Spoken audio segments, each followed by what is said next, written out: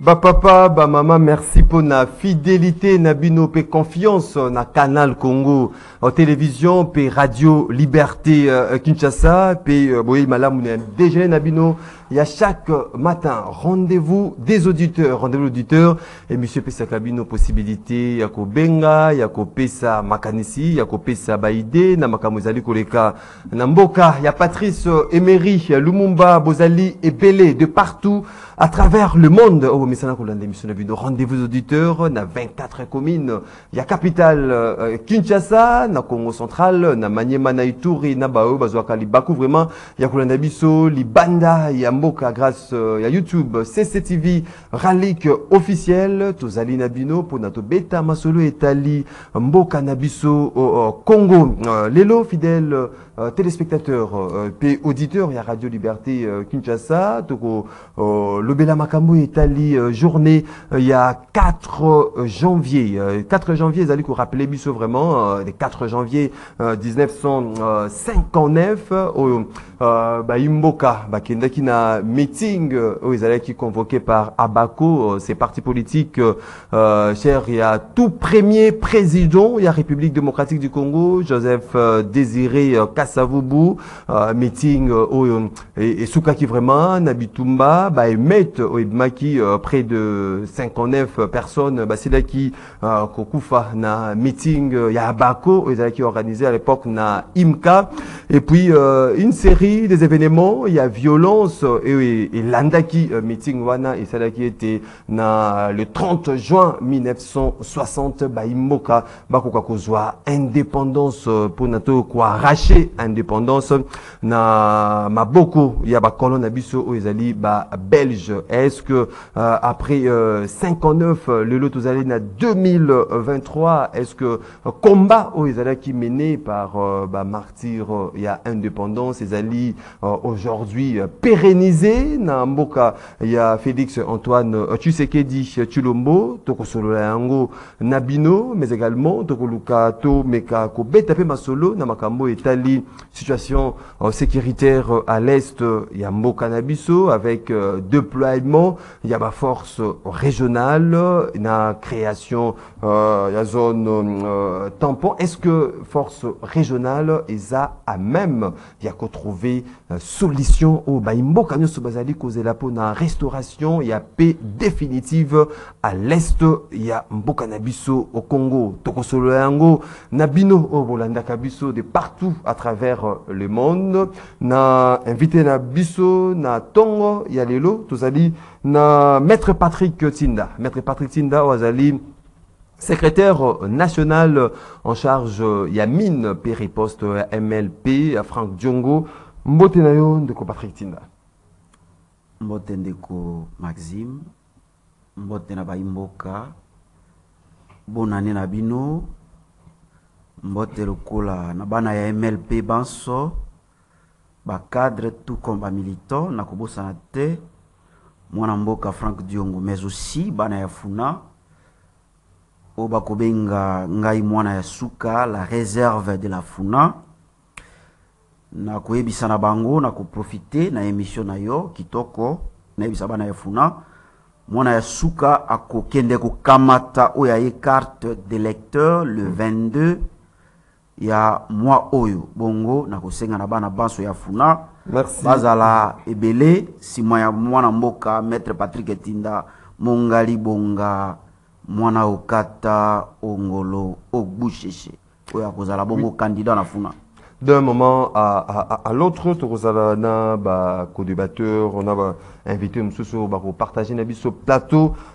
Il y a Mokolu Alelo 082 33 33 749 082 33 33 à 749 des numéros. Boko benga bopesa makansi bino bopesa baide na bino na sujet tozali kolobela mokolo ya lelo bon la possibilité ya kokota na standard T comme d'habitude bon comme la biso na WhatsApp il y a rendez-vous des auditeurs et kotanga mape aux ala débattu tout au long il y a émission na bino il y a mokolo ya lelo ndenge tradition exijaka 1 minute il y a sujet isolé ndeko Patrick Tinda avant de kota vraiment na sujet na biso oui ndeko Maxime par rapport à sujet isolé nalingi naebisana bakonzi ya mboka bokana mataki mokano ya koyangela ekolo moto atindaka bino te nalingi naebisa bino likambo oyo nauti komona na tongo awa nalobaki yango déjà je crois na émission passée na yo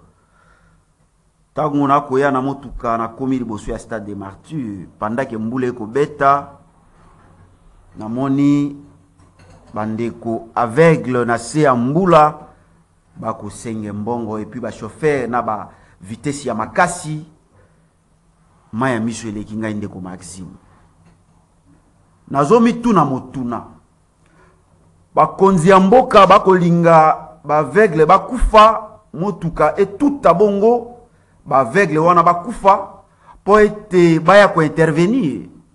Je me pose la question, ministère des Affaires sociales, ministre des Affaires sociales, est-ce qu'il ne peut pas prévenir les kama ou makama ou ko koma na esika baveugle ou bazui esika na bango ya musala chaque tongo bayaka wana déjà liboso ya stade de martyrs pona ko banda ko senge mbongo. Ministre des Affaires sociales, est-ce qu'on peut proposer dans le conseil des ministres était moi proposition moko po ete ba tongela même bande ko na mo esika po ete ba fanda puisque ça ne va pas. Deuxième sujet isolé ndeko Maxime na lobaka yango seko ba congolais bazo futa bongo molili. Lotili kezali te to kozwa bongo kurate mais to ko futa. Nous sommes dans quel pays? Nous sommes le seul pays au monde où moto a bénéficié na couranté, a bénéficié na maïté mais facturé. Likamwana bandeko bakolela balobi mwana mboka maître tinda yo lobela ka peuple soki olobi oleki na etandweke lobela biso likambo oyo toko futa bongo molili. Je crois que Kourawana et Utaka epana biso to sombaka yango na mboka ya bapaya te mais ko kamwisa ngai kurezali epana biso moko awa l'état na biso a préféré apesa bato ya libanda que apesa bongo bana ya ekolo. Size ya suka ya mboete nazongisela yo maloba nalingi ndeko Maxime nalobela bandeko baso oyo basalaka bongo epa ya ba indo-pakistanais bandeko oyo basalaka epa ba indo-pakistanais bakotungisa ngai balobi ça ne va pas bazosala mosala makasi ere babandaka musala ekoyebana me ere basilisaka eyebanaka te elongo moko na bandeko chauffeur bandeko baso bachauffeur basitu ya badepute balobi bazolela ere babandaka musala ekoyebana me ere basilisaka eyebanaka te okomona ngo asuti 0 député azali na esika na ye ya komisepelisa okomona tiki chauffeur libanda ti 0 salaire ya malonga te bayibazwaka $100 et je crois que bandeko député bokozwa quand même musolo ya malunga botala bato oyo bakokumba bino. Merci beaucoup ndeko Patrick. Et par rapport ya ba indo-pakistanais na kosela bakonzi puisque ça se passe au vie aussi des autorités bandeko na biso bako nyokwama les autorités bazo sala comme si rien n'était. Bazo mona mais bazo intervenir te. Bazo futa bandeko na biso salaire ya malunga te bazo sa musala ya makasi nanya kolobela bango. Merci beaucoup. Kamati bongo charge wa. Merci beaucoup ndeko Patrick Tinda 082 33 33 749 082 33 33 749 des numéros boko benga boko koma ba message na bino pe voix na bino ekoyokana na DG na bino ya chaque matin rendez-vous des auditeurs ndeko Patrick Tinda tokuta directement na bozindo il y a sujet na biso ya mokolo ya lelo célébration to commémoration ya ba martyr il y a indépendance 4 janvier 1959 4 janvier 2023 mokolo ya lelo ezali ko inspiro non eromona la date wana ya le 4 janvier inspira ko nini merci ndeko Maxime et inspira kangai beaucoup plus c'est la prise en charge de la population. Donc la population doit se prendre en charge. Et le ko ya bakoko na lobaka seko ndeko Maxime bakoko na biso bazalaka ebele ndenge tozali lelo te. Bakoko na biso batanga bakilasi oyo biso totangi lelo te. Mais ndeko Maxime, na moke na bango, na kelasi moke batangaka à l'époque, bazwaka conscience ya souffrance na bango. Mais laissez-moi vous dire, souffrance ya eleko ya bakoko na biso, na souffrance ya lelo, ezali totalement différente. Pona nini? Okomona ke na eleko ya bakoko, souffrance ezalaka makasi boite. Babandaki konyoko ma solo, mais oya lelo ndeko Maxime eleki souffrance ya eleko ya bakoko na biso. Pona nini? Aujourd'hui les Congolais sont colonisés na bandeko na bango moko. Les Congolais sont colonisés par leurs propres frères. Oyo bako yangi la bongo ekolo. Eleko ya bakoko ezali mindele moto bandeki ko coloniser bango. Mais ce qui to sali moi étude comparative. Okomona que na eleko ya bakoko na biso ndeko Maxime soins médicaux ezalaki garanti. Logement oyokaka ONEL, Office national de logement. Logement ezalaka garanti. Moi ba droit moi mingi ezalaki garanti. Mais aujourd'hui biso to sala maso po mondela kende lelo to zongi lisusu sima. Okomona que aujourd'hui logement est garanti te. Bana mboka moto akoluka kone logement. Wana ba père ya indépendance ba bunda pona logement est la garantie pona indépendance ba imboko bazaki ko vanda ba umbu ya mindele bazwa liberté na bango. Mais pona yo rupture et salami. Moi je suis en train de faire une étude comparative par rapport à la souffrance ya leko bakoko na biso na souffrance ya lelo. Ce qui to sali étude comparative. Okomona ke makambo oyo bakoko na biso babundela jusqu'aujourd'hui et juste solutionné. Quand bien même que bato bako yangela ekolo siko ezali mindelete ezali biso moko, je me pose la question de Maxime. Est-ce que mondele moto apekisi bato bako yangela ekolo tolo na te to sala bilanga te poto sili sanzala. Mondele moto akopekisa biso, est-ce que mondele akopekisa ba imboka ba garantir logement na bana mboka te? Est-ce que mondela ko pekisa to développer mboka na biso te ndenge to komona na mboka bapaya? Okomona que bitumba nyonso o bakoko na biso babunda soki lelo ba sekui ba mona mboka oyo bango batangisa makila ndenge ezali, je crois que ba kozala fier na biso te. Ils seront vraiment énervés par rapport ya ndenge bango batika mboka na sikoyo. Okomona que ndeko Maxime au lieu to kende na développement mboki zongi lisusu sima makasi. Et aujourd'hui, pas plus tard qu'en 2016, biso to bundi bitumba pour l'alternance. To tamboli to sali ba marche, église catholique a participé. Pour être mongana ingela trop c'est trop. To meki ko sala ndenge ba koko na biso ba salaka na 1959. Mais est-ce que combat au biso to bundi lelo to zui changement? Okomona que ndeko Maxime combat wana lelo et juste solution te. Nous avons vu un groupe de gens qui sont venus babandi ko sepela na misolo ya ekolo, mais ba bosani combat oyo ngonge bandaki ko beta chaque jeudi l'église catholique ba sango ba sala ba marche biso ba yo opposant tout sala ba marche pour l'alternance. Est-ce que tozo ba congolais bazo palper fruit alternance? Non, maître Patrick, c'est la grande question. Nako kayo mutu na nga ezali boye ba martyr ya indépendance o ba bunda pour la nyonso indépendance, pour la liberté, pour la makambo nyonso, pour la mboka Congo et la malamu. Est-ce que continuité salami combat wana est qui pérennisé ou bien combat wana battre en haut vraiment en pâture et qui que bateau génération ya sika bazana ba méthode mususu ou ya ko préserver mboka na biso Congo te? C'est la question que je me pose ndeko Maxime. Nalobi boni lelo oyo ebelo biso to komi to tangi ba kilasi ozo comprendre vraiment que bato ba ko yangela ekolo ba lingi biso te.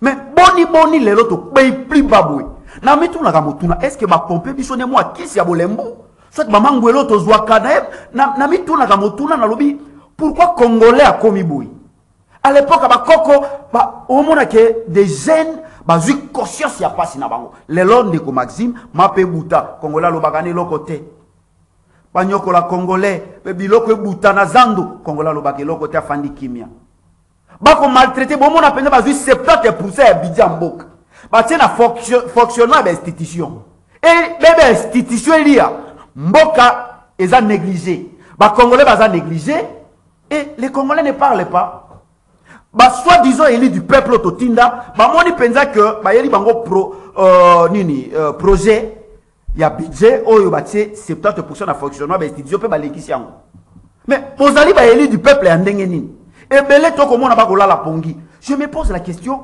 pourquoi congolais les lois komi boui souffrance c'est commis makasi kolé quand même les quoi qu'on a biso. Nous sommes colonisés par nos propres frères. Est-ce que nous ne pouvons pas prendre conscience que nous allons maltraiter par ces groupes de gens? Non, les lots qu'on puisse tout ça la action il y a grande envergure pour tout la mokili mobimba que nous sommes mécontents. Est-ce que l'obi ndenge ba église ndenge ba ecclésia et ça tout catholique ba tambolaki. Est-ce que les Congolais ont conscience de revendiquer pour na makambo nyonso bako yengele kolo bako monisa biso pas bako monisa biso? Est-ce que le loto kolo ba été Kasavubu ba Lumumba ba parti le kolo abako donc eli moi na mémoire ba immo katoko mona ko batura ba Kasavubu te batlora ba Lumumba te batlora ba parti le kolo ba abako te à l'époque. Oh, bah, on va déclencher qui vraiment que notre soit indépendance nabiso. Je crois que Ndeko Maxime, ba parti ya ndenge wana ekomi ya kotanga na misapi. Ba parti mingi okomona ko botama moto akomi ministre moto boya proposa ki komona parti boya proposa ki komona ko ministre akomi ministre keloni mo parti abosani source et akeloni parti congolais ale balandi ba moni balandi. Et okomona ba parti komi ebele. Mais ba parti oyo penza ezoya ou bien des leaders politiques o ba koya pour ba se sacrifier pour l'intérêt ya bana mboka ba parti ndengwa ezali ya kotanga ezali mingi te na kopesa onda kisa ya mwana mboka Frank Diongo oyo a puisque mwana mboka maître Patrick Tinda a fait 10 ans na parti MLP et na kendeki kuna pona na bundela ekolo na ngai na moni na talaki ba ya te politique ndemo. Est-ce que MLP atale la mboka ou betale la Ndeko Maxime laissez-moi vous dire que le MLP soit italien et bandai ko tale la ventre mais tout juste salana Kabila mais to bima to zongi ndenge to moni bonumbe salama kiao mais soki tilelo est-ce que yo so mona moto alongwe na pouvoir qui est en opposition tous ala qui na président de la République ba to be ba lo bezali frustration non MLP azali na combat na yango ezali parti lumumbiste progressiste oyo tozali na tozo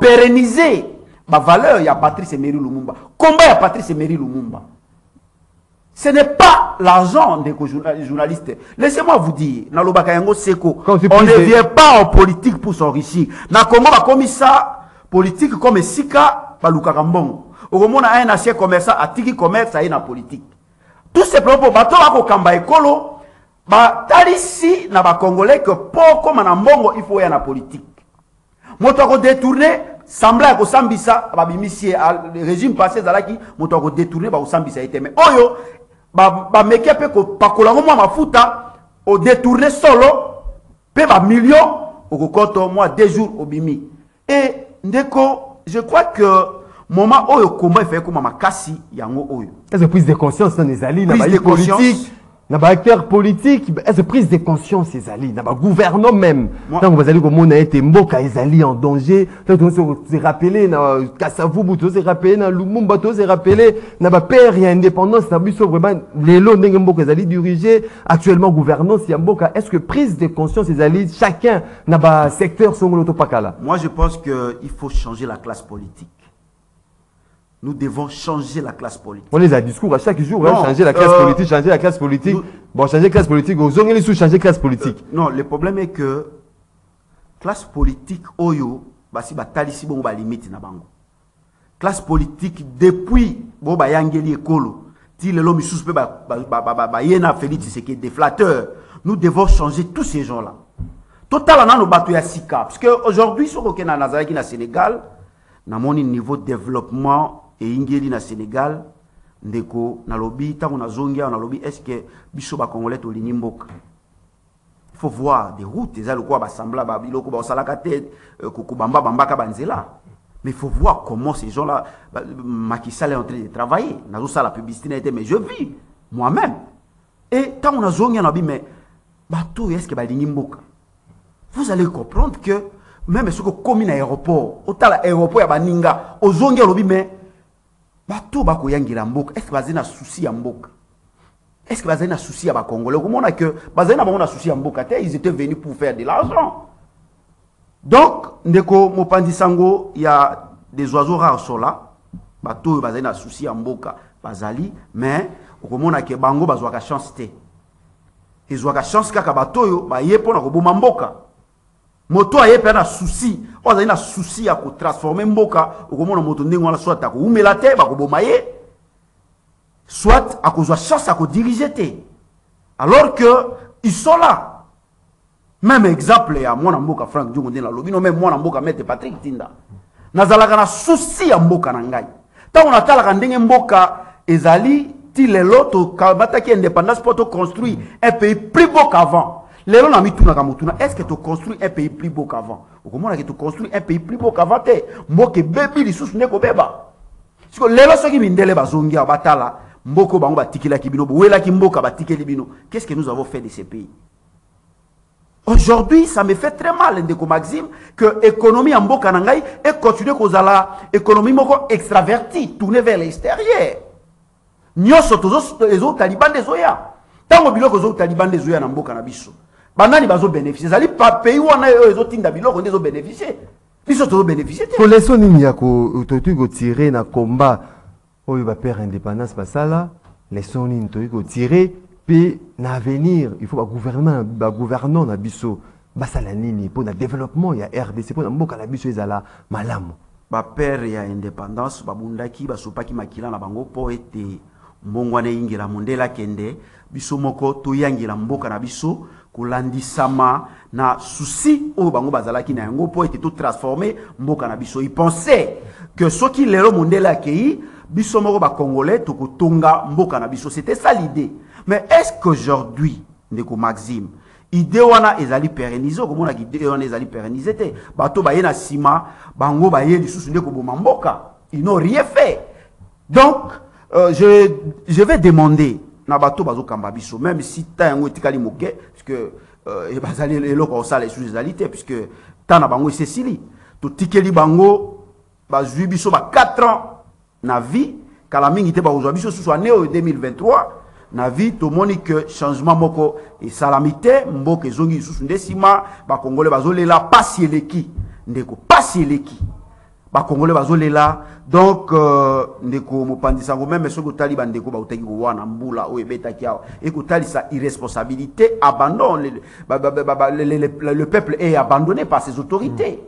Donc ndeko Maxime, je crois que comme bazali na bango lisusu na tamingité ba congolais il faut bazwa conscience mikolo net ya lelo oyo ezali mikolo oyo to se poser ba question to meka ko réfléchir na combat oyo ba koko na biso ba bunda na réflexion suka na bar ba réfléchir te ba noko ba bunda pour na mboka na biso ke liboso ni photo sala pour na mboka na biso ke ekene liboso. C'est pour cela mais au moins on va se retrouver quelque part pour prendre un verre. Ce sont des choses au biso tozo combattre. Prise de conscience comme une prise à verre. Normalement, il faut tout kamatabongo prise de conscience. Puisque la manière dont Mboke Wukende, Moutabutamine Kolo Zali na Kita, et Kolo Yozali na espace monene oyoke, ba autorité, ba kosala ba contrat, ba tongila ba na mboka ba logement, moto na moto azala na moya esika ba pesa même à crédit, ninge ba nai kosala ma na 1960 komona ke isala makate. Na lobi, na mitu naka, eloko nini kosala que ba autorité na biso, ba moni sabiso pasi ndenge ba ko moni sabiso to zali na ba espace belé espace vert o ke ba wi ko luka ba contrat ba ye ba tongeli biso ba logement ba pesi ba na mboka même en crédit. Mais pourquoi zo sala mate to zali na ba espace to ki ko lona ndenge souci ba koko na biso bazala ki nango to ki ko lona et to ki ko lelanzala te biso to ko laisser ne ba pays misusu à l'époque je crois il y a 2 ans to mona ki Japon atindeli biso loso. Est-ce que ko mona te et qu'il a ewane ezali injure pour na ba congolais? Japon de la biso loso alors que tous alina ceux qui combien de kilomètres de terre arable, autant de kilomètres de terre arable, ça fait très mal qu'aujourd'hui ministère de l'agriculture a proposé loko moko ya malonga te pour être to lona et puis aussi lisanzala tozali na ministère ya pêche et élevage na bitunaka pe basoso bakotindela biso bamboka wana bazosala élevage. Mais pourquoi awa toyi kosala élevage tozali na espace ebele pêche bakosi biso bakamati mboka bake kobwaka na Namibie balobe Namibien lobela biso mbisi alors que tozali na bamai oyo mbisi ekokufa na vieillesse mbongo wana oyo bakende kopesa na Namibie eki kosomba ata 3 bateaux de pêche. Mais nakomi tuna eloko nini bakongole basala po bamérite bakonzi ya boye ok ezotalisama polele ezali balatiso manete magique te po mona ke bato balingi mboka te ezotalisama polele. Merci ministère ya pêche élevage de na biso eloko nini ministre wana kosala ba musala na conseil des ministres ya proposa kani donc biso tokosomba ta mo bateau de pêche moko te biso to kosala élevage te to bokolo basoso bakongole banda ko to ezotabe libanda mbisi ekokufa na vieillesse. Ba ministère ezali ebele de non mais na enfant okomona ke bakosala eloko moko te. Merci ndeko Patrick Tinda torokende rapidement Nzela ya Singa après torozonga pour développer le deuxième point sur la situation sécuritaire. Il y a pas na Mbokanabiso na à sa partie est 082 33 33 749 082 33 33 à 749 des numéros Bokobenga Bopesa Makansemno Pesa Baïde Nabino 64 ans après Allô. Oui, allô, bonjour. Allô. Allô, bonjour. Ouais, bonjour. Ndeko Maxime. Oui. Eza Afrika. Oui, ndeko Afrika. Depuis Ngiringi. Tozali koyoka yo. Na lobi boyi. Omoni ba dirigeant na biso. Bazali ne bolingo, mibeko, emisala. Oyo fumuki mbango abunda. Oyo Kimpatita abunda. Oyo Lumumba abunda. Oyo Laurent Désiré Kabila abundu. Oni nezo sanga. Maître Patrick Tinda veut dire nous sommes. Et ça, c'est que votre vie de mettre pour le monde qui va être un vampire. C'est pas moi qui fais la news. On a gâchette, il y a monde, gâchette Afrique, même pas encore le mal, plus à prendre des revolvers. Gâchette le Rosa Congo. Pour Congolais américains, il n'y a pas de comment. On a proposé une mission que vous allez là, Rotala. Vous allez inviter pour démontrer, non. Nous, à Salaganini, après la 4 janvier, 4 janvier, ma père a pris, il a rien, ça s'accepte. Ça fait un prix à payer, ma père a pris pour tout à la développer. Merci beaucoup. Merci beaucoup, Ndeko. Est-ce que Kombana Ezali vraiment pérennisé on prend le deuxième intervenant après Tokenzela Singa. Allô, bonjour. Allô? Oui, au bien biso api comment un peu ma cantina. Bonjour, bonjour bien, bonjour bien invité, na bengo na commune na machine ya monsieur Trita. C'était bien ba bonne année mambo la sika pour lui changement na mboka. Mama ndeko na wazali koloba wana. Ata raison. Problème mboka eza nango bien. Ba richesse makambo tout mais ce jour ande ba poza malamu te. Mokonzi aye na ye boye azalaka nini eloko te ifa akomi na pouvoir to abongisa akomi koluka kotonga korécupere bareta otu ya asalaki ya pasi ete osi na 2023 tope tozala tige tozala mayele topona bakonzi ya sika ya malamu oyo baorganitere ya population eza teke moto aye azalaka na eloko te alingi akóma na mbongo akóma na bamilliardaire na yosinga pita na masini. Merci beaucoup Ndeko. Plus tard depuis commune il y a Massina tozongi debike o ezala émission na bino rendez-vous l'auditeur émission il y a population tokozonga na bino na deuxième round pona tozapi makanisi na bino na ba sujet tozali kolobela mokolo ya lelo 4 janvier 1959 4 janvier 2022 64 ans depuis Meto Boyebi Abako Basila Kobunda Pote to arraché indépendance na 1960 tozali na maître Richard Kalele Mayobo azali président national ya Congo nouveau comme Biso na minute ndeko Richard mbote na yo mbote ndeko Mopandi Sango mbote na ma population nyonso il a corrigé pas Maliobo mais Malobo Malobo ouais et puis organisation na biso et la Génération Congo Nouveau. Génération Congo Nouveau. Génération Congo Nouveau. Ozali, président national. Voilà.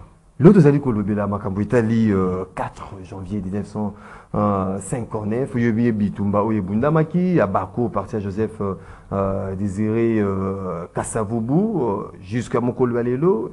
Ermouna date c'est le 4 janvier. Et rappelle la coronine. Bon, neti mko lelo nga personnellement ezosa nga poussé nga na ba raisonnement moi zo me manga na regret na révolte. Regret parce que na otala ba sacrifice nyonso oyo ba koko ba parents ba kulutu ba salaka à l'époque bilan officiel ba biso 49 personnes on ba kufaka. Mais je pense que c'était plus, parce que moi, Mika politique, on a toujours essayé de sous-estimer. Et surtout qu'à l'époque, il y a là qui, colon belge. Donc, groupe, ça n'a jamais chiffre mot exact. Donc, je pense que bon, moi qui m'ont ébélé.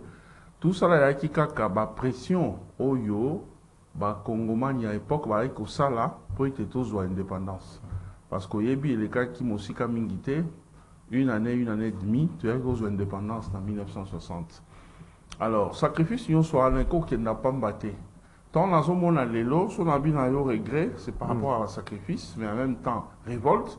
Parce que dans le temps là, le sacrifice, nous sommes toujours indépendance. D'abord, Bakondi ou Bazouaki Bokondi.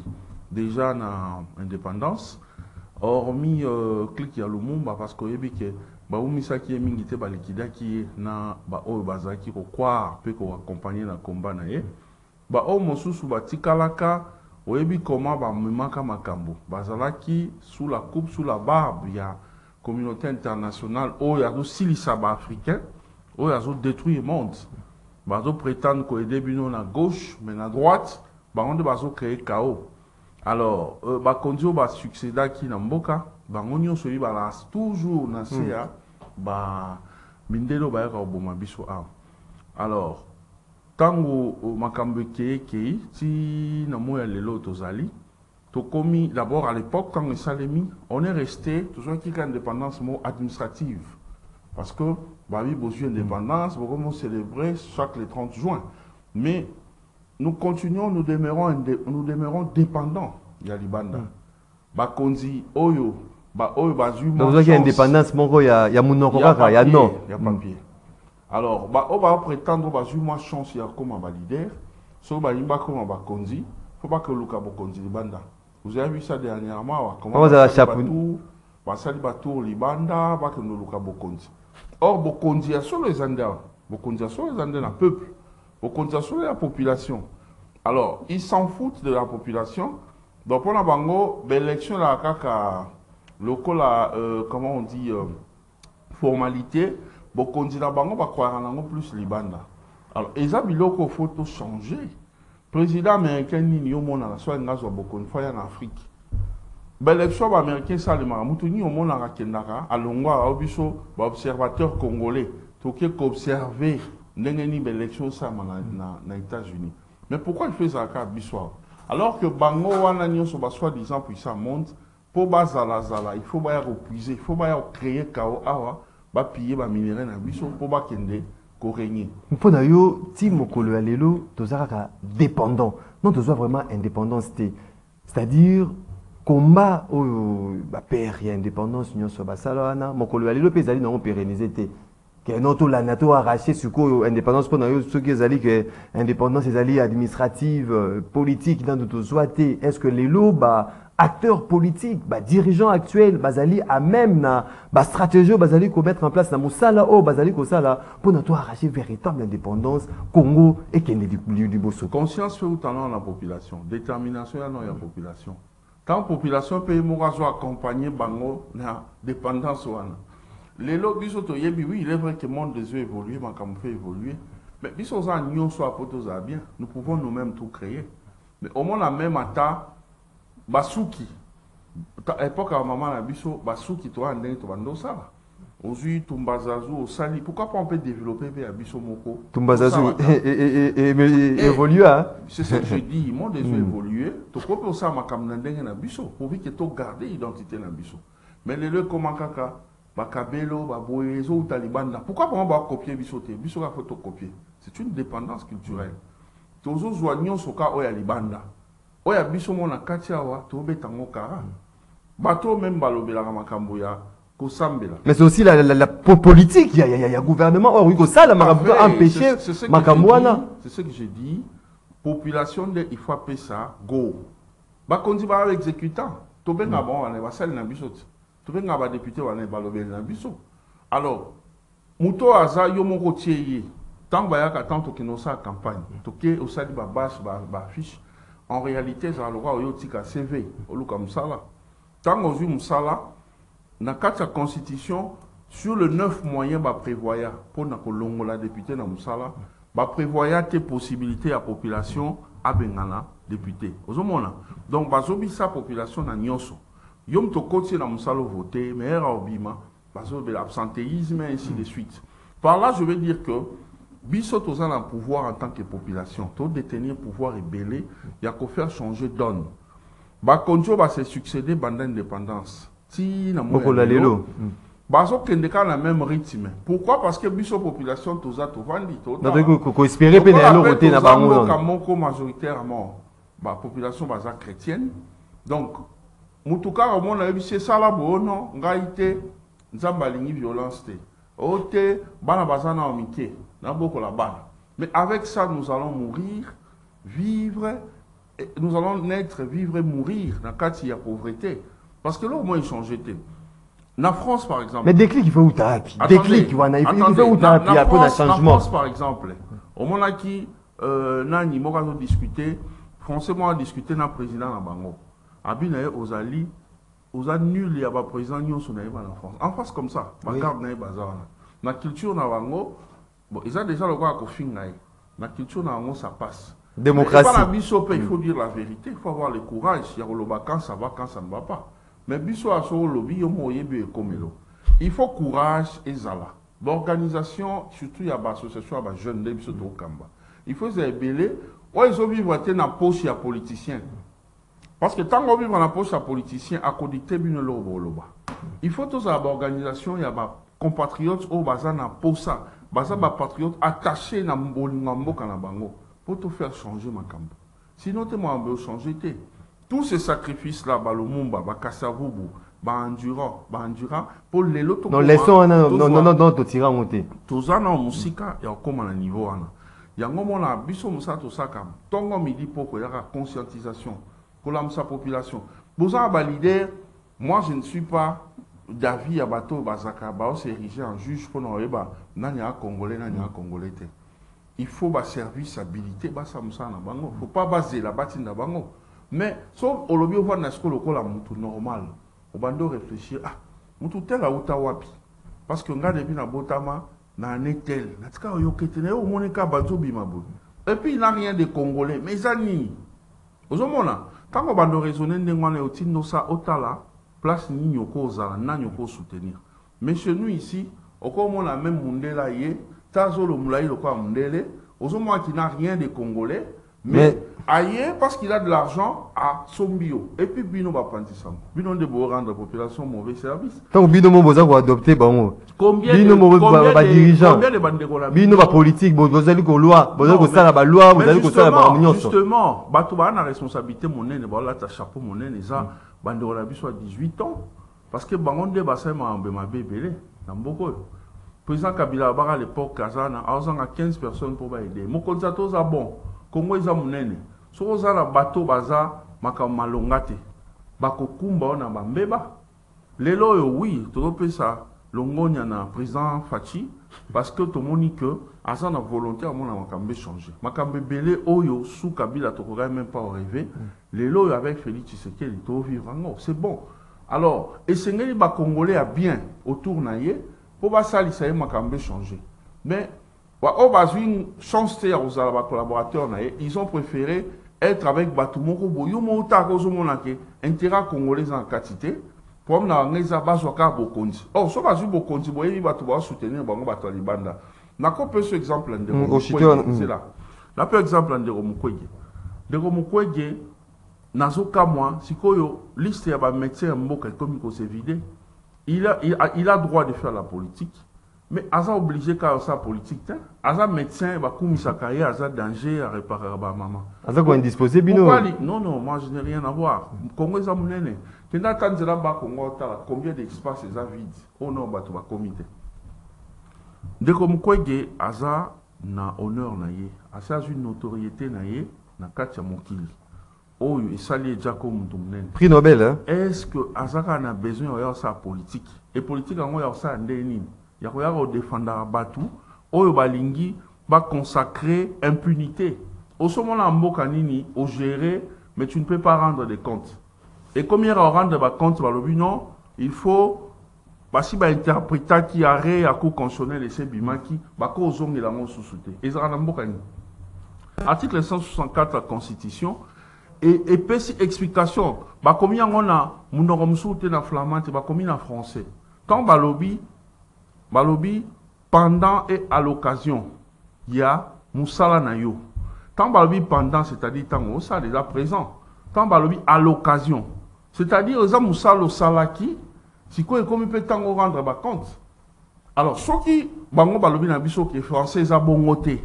À l'occasion, ils nous battent tant au salaki. Parce que nous avons une émission. Ceux qui service à une interpellation, l'occasion de l'émission, ça qui est le 4 janvier, le bas qui bouge. Donc, ça a passé. Merci beaucoup. Mais tant que Sukoyo, Batouba non, et ça, bon, il faut que Kozonga Kanaro à Liboso. Donc, c'est-à-dire que ça m'a le compte d'aller travailler. À ça, bah, des gars, ça, on t'a inquiété, bah, Premier ministre, nous, sur les cas, Bazana Kimia, président Fatih, Osalawana, Tassali Bambeba, Azana, na Kimia, Mouton inquiété. Non. Merci beaucoup. Jeunesse, photo télémato, défendre. Merci beaucoup. Merci beaucoup, Ndeko Richard Kalele. Ndeko Patrick Tinda, na 2 minutes, Msoko Zonga rapidement, pour qu'il y ait directement Nzela Singa. Nako Zonga, Nalandi Ndeko Nangai, Kulutu Kalele, Nabokebi, Kulutu Olobi, Bandiko. Olobaki bien, mais na suka na moni au BBC. Ndeko Ebokulutu, d'abord, eloko oyo lobi, jusqu'aujourd'hui, tous ali sous Bokonzi à communauté internationale. Oui, au microsystème, mais moi je me pose la question, tant que Congolais balobaka seko toujours dépendre de la communauté internationale. Est-ce que quand le même communauté internationale, ndé a pekisi biso, totonga mboka na biso, quand le même communauté, la même communauté internationale, ndé a pekisi biso, ndeko, kalele, tozwa na bidje na biso, totia pourcentage ya malonga pour na kotonga mboka au lieu 70%, totia ngona fonctionnement de l'institution. Est-ce que quand la communauté internationale, ndeko kalele, ndé a pekisi biso tolona, pour la auto-suffisance comme alimentaire. Est-ce que kaka communauté internationale, ne a peki sibiso, na ba mayo tozali na yango, to luka, to somba bateau de pêche pour to loba.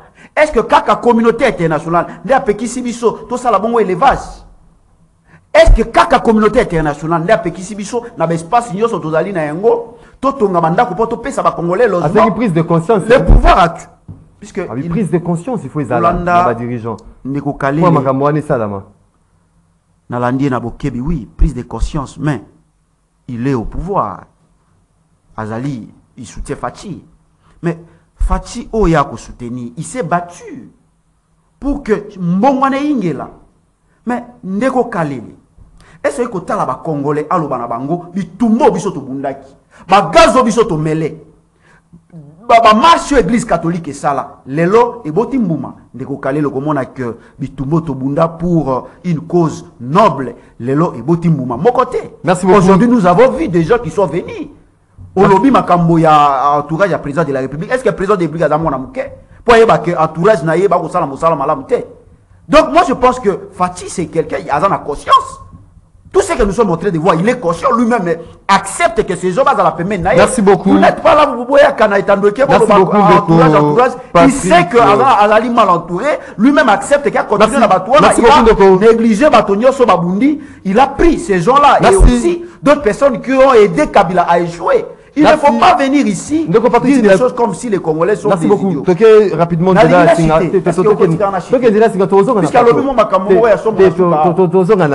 Na plateau justement pour continuer ces débats. Tanga quelques messages. Bonjour Ndeko Maxime, le bon maître Patrick Oyo. Étiez faiblesse de biso peuple totelemate pour na ba droit na biso ezali ba église na ba parti politique les tebo lembu na population moyen telema ezali te de point connu depuis quelque part à Kinshasa. To kenzela singa to ba imboka 082 33 33 749. Allô, bonjour. Oui, allô, bonjour. Oui, obeng biso api comment un peu ma candidat. Oui, c'est de Kobana. Oui. Oui, papa Maxime, contribution à la ezali boye pendant le 4 janvier. Oui. Omoni tango bakoko na biso bazalaki na mayele base soulevé pona oyo baza komona ezalaki mabe. Maintenant lelo toza lisusu na bapure ya koleka bakolon oyo bazodirige biso nos propres frères. Bango nde baye lisusu na baneyoko na liso oyo bazali awa lelo nde babebisi mpenza makambo nyonso. Ndeko oyo mosusu awuti koloba wana oyo mosusu wana nayebi kombo na ye te oyo azosoutenir Faci oyo azosala na bato mabe. Ndeko eza soni na koloba biloko ndenge wana. Nani azochoisir bato wana? Nani atiaki bango pembeni? Mekana koyebisa ngai soki otangaki namoni yo oza intellectuel me makambo ozoloba ezosala soni. Merci beaucoup Ndeko Obal depuis commune ya Masina so bobengi biso botikali na nino na sujet bo résumé makanisa bino na 30 à 45 secondes pour bozali et belé vous allez pour ça bo lo bana rendez-vous l'auditeur. Allô, bonjour. Bonjour, azo benga nande na commune entière. Oui. Vraiment tout ça va analyse net itinda. Politique à Congo et bandi na félicité. Joa 32 ans Kabila. 4 ans ya Moussé Kabila, 18 ans ya Nanu, 50 quelques, na 4 ans. Quand on opposant lui au pouvoir, vous avez Franck Diongo, le roi Franck Diassé, vous voyez qu'on l'a ma Kamolukuta. Puis au bal, bino Bomonaka, yo Zamouta Kabila. Est-ce que vraiment façon Kabila dirigeant qui Félix Arosareni, Tobani na coronavirus, on 4 ans bloqué. Est-ce qu'il y a un problème ya Koluka, unité na Bobnege, PPD bloqué. Vraiment, un pauvre monsieur na 4 ans. Asali nyoto vraiment politique à la Boina Congo. Merci beaucoup Ndeko. Beau résumé à 30 secondes, 45 secondes, à 45 minutes. Allô, bonjour. Allô. Oui, bien bisous à plus comment on peut Bonjour, Papa Maxime. Oui, bonjour. Bien bisous à plus comment on peut Tu ne pas à Papa Kalele. Oui. Na bengi depuis lemba monsieur Meshak. Oui, tu savez quoi. Mais on a tout naboye. Makambo ko c'est très important mais approfondir yango. Est-ce que nous sommes indépendants? Est-ce que Mbukani se développe na bloko libanda? Religion libanda. Système éducatif ya libanda. Comme système politique ya libanda. Nous avions tout copié. Quel est ce pays et se développe na bloko libanda? Bango nyonso wana. Même si ils vont faire la même chose au condition dans ça là. Et ça va bien Congo, ils ont mis ça pour Afrique noire. Nous ne sommes pas encore libres. En Afrique, celui qui est intelligent, c'est celui qui parle le français et celui qui est petit, qui parle l'anglais. Et non celui qui fabrique. Toujours ngani na bomoto na biso akala, na bomoto akala, c'est pour se développer. Ça que tu vas pas d'accord, il y a copier par Maxime, ataba tioyo na poste de l'eau, tu ne feras rien. Nous sommes jusqu'à présent colonisés. Élection te copier, démocratie te copier, l'union te copier. Mon ami se développe, la Chine, la Corée, ça va se développer. Pas qu'on fait bloc. Merci beaucoup. De l'extérieur, même merci beaucoup Ndeko Abito Zonga na Bokoko. Tozonga na Bokoko parce que nous sommes des copier ils allaient comme Mabiso nulle part. Allô, bonjour. Allô. Oui, bien biso api comment un peu ma candidat. Oui, bonjour de merci. Bonjour, bien biso api comment un peu ma candidat. Je suis Bassamba. La Bendio n'a appartient à FN. Vous allez quoi au Ndeko? Oui, bon. Là, il y a beaucoup de tambola. mboka d'abord etambolaki mabe. Alors toza na 4 ans pamba oyo Félix Tshisekedi asali. Je crois que surtout bakongole faut soutenir ye parce que vision na ye ezali mpona kobongisa mboka. Merci beaucoup Alors, depuis IPEN au Yazali ça a pu la sensibilisation par rapport à l'eau Yazali comme on a malam Namboka na biso Congo. Aujourd'hui deux derniers intervenants à Mokolo ya Lelo. Allô, bonjour. Oui, on m'a dit la personne beauté, la pessi va inviter Mbote na ba auditeur réunion surtout la profiter na souhaiter bango année à Malamu. De nous les amis le 4 janvier na rendre hommage et il y a pas qu'on a dit sur la pendant la vision de qu'on a été toujours à indépendance. Et l'élo objectivement parlant, il y a dit ça de Patrick et Tinda ou la plateau qui bitumba ya kimbango l'élo. Si vous avez la mission de Akibomoto, vous avez vraiment objectivement au monde de Bitumbawana, l'actuel régime, on a peut-être la président Félix, par exemple, au Bundayango, dans 2005, j'en veux pour preuve. Discours du président, la tribune des Nations Unies. Mise en garde après ça, la communauté internationale, la grande puissance, il y a un monde où, par exemple, pour instabiliser, est-ce qu'il y a un mot dans la vie, pour la vie, Azali demande en ligne, il y a Bitumbayana Kimbango. Ça, ce sont des faits vérifiables et palpables. Je n'invente rien, ça je l'ai dit à l'intention de la Kinda. Alors, à part Owana, la l'occasion de dire, tout la pêche, tout la bouillée, mais non, on n'interdit pas en particulier d'investir dans le secteur. Voilà ce qu'on a dans le monde où la pêche est développée, on a des alliés en particulier, il y a des alliés pour développer dans le secteur. Voilà. Il est parti que Kinda, rien ne lui empêche à nous appeler la paternelle, va monter la société, d'investir dans le secteur. Voilà. Au moins, donc, espoir de vie à la radio Kinda. Merci beaucoup, Ndeko Guy Ibumbu, depuis Massina. Tu as un message. Les idées depuis Mombele, Tolembi, promesse irréalisable et en plus, 1 mois d'enrôlement. IDPS a monité que Ezamouké. Ce n'est pas IDPS, ils allaient Seni. Bonjour, rendez-vous. Parti à Congo et comment s'est créé pour Nakolia. Mbongo ya l'État et non pour le développement ya Mboka. Donc, bakondi, bazota la futureté. Biso peuple, il faut tout l'amoka. C'est Clément Betty depuis Kinkole. En tout cas, je félicite mon Mboka, Patrick, pour ses propositions. Je continue avec ses idées. Tôt ou tard, ce pays va changer. Ndeko Richard Kaleli. Aussi du Koka. Baimboka, au bazali ko réfléchir, notamment au bazali na souci, mboka na biso ekende liboso, au réserver le boni. Je pense qu'on l'a dit même na tendance à l'appel, au moni que conscience c'est amungi. Ngai d'abord généralement émission débat, je ne fais pas parce que débat na mboka est comme lokola musala, koya na TV. Koya na TV comme lokola musala, koya discuter pour justifier les leaders. Moi je fais pas ça.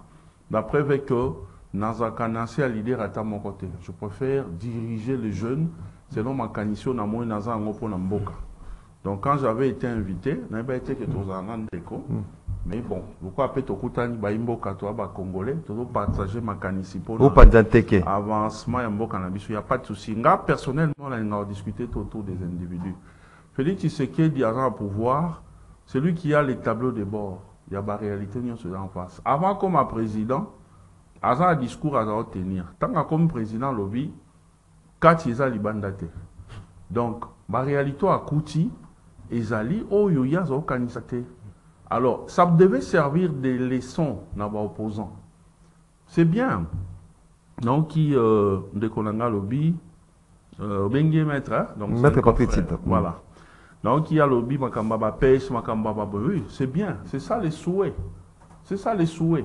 Mais une nation qui avait été détruite pendant je ne sais pas combien d'années. Kobongisa yango, est-ce que ça bâton magique au Betika Belo au échange, au Beti Belo au Non, ils allaient processus. Le Kabila avait en face une opposition forte, mais pauvre. Bon, ils ont quitté. À tous en population, bon, ils ont été. Pouvoir à l'armée, à la service de sécurité, à la police. Donc à tout moment, à ce moment, dans quatre oppositions, on a vu combien d'opposants qui ont servir à la mangeoire. Dès que tu sais qu'il dit, avec en face de lui une opposition faible sur le plan idéologique, sur le plan politique, mais bateau a mis solo. il a les oppositions en face de lui. Ndeko Fayulu, peut-être, bon, il n'a pas assez de moyens, mais au moins, à cause pour s'organiser politiquement, malheureusement, il s'embrouiller dans le bateau, il y aura tout le temps de contacter. Mais aux yeux de l'opposition, le roi Yande Kabila, on est opposition à milliardaire. Aux yeux de l'opposition de Katumbi, l'opposition. La preuve est que, Boutoumou, il y a des journalistes, même des journalistes engagés, des médias, matin, midi, soir, des leaders. Na niveau ya base, aux hommes même des jeunes, nous sommes qui na conscience, makani c'est bon wami. Tous ont conscience, t'es bisomoko. Tous les mboka t'es bisomoko. Parce que yo so aussi, gaso na zui leader moi pienganga na lié, na so bi mutuka, na so bi mwandako. Mais na sali le côté, parce que na za na singamo ezo bendanga, singamo zani, eza pauvreté eza sima famille nanga. Le peu que moi je gagne, na bandi op kabolango sous. Ozomona. Donc, aux gens pas si, mais on a tous un pota et tout misayo, mozobomba on a le colo, aux soignangote, aux bomba. Non, tous un pas si, malam tout mi pesa malamo qui changer. Ce qui va opposant, peut-être ba kabiliste était, ba katumbite, ba opposant neti, ba lamuka et tout ça. Ce qui vraiment lutte dans les qui il y a intérêt personnel, mais les bas soutenir, tu sais qu'il dit. Mais les bas soutenir, il y a pour tout l'ongwa malamon qu'on a boumbo, autre baso imposé biso. N'a pas non fait ce exemple de Romukwegi. Pourquoi ils ont soigné ba maman? Pourquoi soigner ba maman? Ce n'est pas parce que ba maman wana bangomo ba bengi ba to ba violer biso, non. C'est parce que mindele baso ya ko tia trouble. Ba on se met KO na est mboka, ka bangomo sou ba kabele mbongo pour soigner ba maman. Donc ba on va appeler musala. Il y a à quoi se désolidariser dans Bango. À tel moment, c'est à cause de la multinationale basoya, qu'on pille la richesse na biso, ne ba rebelle basoya, qu'on salaka viole pas la maman. À se désolidariser dans Bango, c'est ça le combat dans les sens. À bien si mon combat, il y a mon quoi réfléchir à l'axi que, et donc à ça les gens qui sont mon côté. Moi je pense que si on a un débat, zongi ça la boisate. Et donc ils ont la population soit conscience. Que sont bas bateau, les pêches, que sont bas ceci, oui, c'est faisable. Mais ça d'abord n'a pas préalable. Et ça makambo faut que ça la première mabino logique wana. Au coutimbo qu'on a insécurité. Vous avez des gens qui ont des moyens, bah côté ça même pas mercenaires pour pouvoir par la force. Si quoi yo wana na no we lo sont bas bateau. Non, il faut d'abord ça makambo est important. Tu sais qu'elle dit à ça biloko, tant qu'à pouvoir sika, il a formulé beaucoup de promesses. Il n'avait pas encore tous les leviers pour y bander ma musique. Maintenant qu'il a compris, ça fait un temps, ça a sous ma promesse. Au contraire, à ce que si qu'on a réalisé, encore. Il y a des choses où tu sais qu'il a corrigé. État de siège au Bango va critiquer à Boutou na Moui. Oui, état de siège. On a un 23 passé, il y a état de siège. Oui, voilà. Oui, combien d'autres Kagame n'a pas tourné mal à l'aise? État de siège. Oui, combien d'autres Kagame n'a pas tourné mal à l'aise? Merci beaucoup, Richard. Donc, Patrick Tinda. Wabi, Yomoko. Imboka balobi yo moko zali ko senga ba bateau de pêche zali ko senga nini mais bino moko kaka bozali ko diaboliser bateau po de musala wana et salamate vous demandez une chose et son contraire ndeko Maxime ndeko Kalele na bango nyoso bazo yangela ekolo bozo ba congolais kwa ba bololete ba congolais ya lelo bazali maele même si ba komi faible mais bazali maele bazo comprendre que vous n'êtes pas là pour le peuple vous n'êtes pas là pour le pays ezo talisa mapolele ndeko Kalele nako Zoa quand même eloko moko ya muke pour natali que vous n'êtes pas là pour le peuple. Na lobby makambo 70% ou ezo ke na fonctionnement ba institution, tu n'as rien dit par rapport à ça. Est-ce que bato oyo baye po ba sali les kolo? Bato oyo baye po ba sali la bana mboka. Bako yiko zo 70% ya budget mboka bozo tia na fonctionnement ba institution et puis bozo sala ba dépassement budgétaire. Bozo kene même que toucher ba secteur misusu et ça la kakembo qui la développer oh vous pensez qu'il y a un pourcentage ya malamute vous touchez même là-dessus. Est-ce que vous allez bateau boyer pour na souci ya mboka au lobby bateau de pêche oui les alines ni mais vous avez préféré prendre beaucoup d'argent et vous allez contre ba investisseur baya la nangana ndabokebi investisseur ayaka tango mboka ezali na kimia quand vous allez au ça ba lobbying pour na bayate mboka ezali mabe boyate vous allez que c'est plan échec mais vous allez pour ça amélioration ça là moi ozo katanga makamuna linga ina rencontrer ndeko na ngai tikela nga moi temps par rapport à investisseur aussi to loba yango to sala ba débat par rapport à investisseur Ndeko Maxime komona que c'est la volonté politique ndezozanga bandeko na biso. Ezali makambo te Kabila tikaki mboka ndenge nini mais soki Kabila tikaki mboka na se mais eloko bino bolingaki bosala bolingaki bozwa pourcentage ya malonga botie pona développement ya mboka mais vous avez préféré donner les palissades aux députés ndeko moka lobby Covid mais pendant kaka Covid wana ils ont pris beaucoup d'argent ba pesi ba sombeli ba député ba jeep palissade. Pendant que mboka Covid ezali, il y a d'autres pays qui ont développé mboka na bango. Biso awa kaka Covid. Comme si Covid moutezo empêché biso, tolona Covid moutezo ezo peksa biso, to sala que Congolais akoma kolia. Puisque social, makambo ya social pour na lobby ndeko lobby pour wana ezali vraiment exhausté. Mais to bundia wa pour que pouvoir servir peuple. Peuple a réclamé, peuple a réclamé kané biloko belete ndeko Maxime. Par rapport à social, vous pouvez mettre du sérieux. Par exemple, dans le secteur, il y a agriculture. Dans le secteur, il y a élevage. Dans le secteur, il y a pêche. Aussi, autre chose. Oyolelo, Chine a commis ma casse pour la recherche scientifique. Merci. Je me pose la question. Merci beaucoup. Recherche scientifique, Nabiso. Qu'est-ce que nous faisons? Merci beaucoup. Est-ce que nous avons de Konabiso, de technologie? Merci beaucoup, Ndeko. Merci beaucoup, Ndeko. Vous verrez que c'est un ministère négligé, la recherche scientifique. Merci beaucoup, les Ndeko. ministères clés sont négligés. Merci beaucoup, Ndeko Patrick Tinda. 30 secondes, Ndeko Richard Kalele. Un message clé, Baïmoka, pour un tout cas. Le message de Zakaka est pour conscientiser la population. D'abord, on a une APSAP précision. Je ne suis pas du pouvoir. Je suis une organisation non gouvernementale indépendante dans un qui travaille pour la conscientisation de la population. Dans un très réaliste dans la démarche nanga et là quoi ils a bien na kolobeza bien ou ils a mabé na obeza mabé.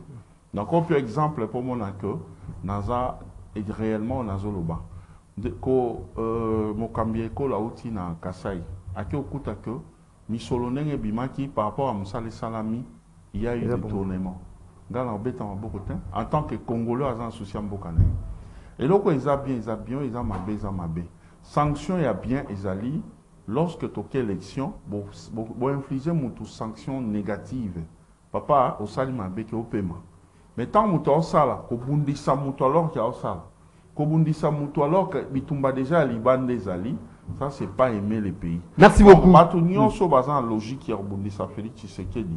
Dans moment oyo, to matato kita, ata baza famille politique nini, baza banguna ya mboka. Merci beaucoup, mesdames et messieurs, fidèles téléspectateurs. Il y a Canal Congo Télévision, puis auditeurs, il y a 96.8 MHz Radio Liberté à Kinshasa, déjeuner Nabiso, il y a Mokolo Alelo, et ceux qui ont qui est Sengo, il y a Koyambelabino, Mokolo Alelo, maître Richard Kalele Malobo, Azali, président national de la Génération Congo Nouveau, maître Patrick Tinda, secrétaire national, il y a MLP, Naton Libino Botonti, Nengo partager la mission à Tongo Alelo. Oui, merci. Vous allez qui est belé à travers le monde de Yakolanda en direct, c'est déjeuner. Rendez-vous des auditeurs. Merci pour la participation. Et attention, soutenir la émission. Ils allaient qui réaliser mon collègue et pas Moro Njambe. Bruno Nzingazaki dans régie d'antenne télévision. Junior Kassanda, régie d'antenne radio. Karine Ebebe Chancel, Christelle Lola Kinyama Bazalaki na prise de vue. Tokute Nabino Mokolo. Il y a lobby pour continuer débat Nabino, déjeuner Nabino. Il y a chaque jour rendez-vous des auditeurs. Sans oublier le futur député de la commune de Mongafula, Doudou Motiri Hamilton, Tokuna Mokolo à lobby, Botskali Malam na Botanabino.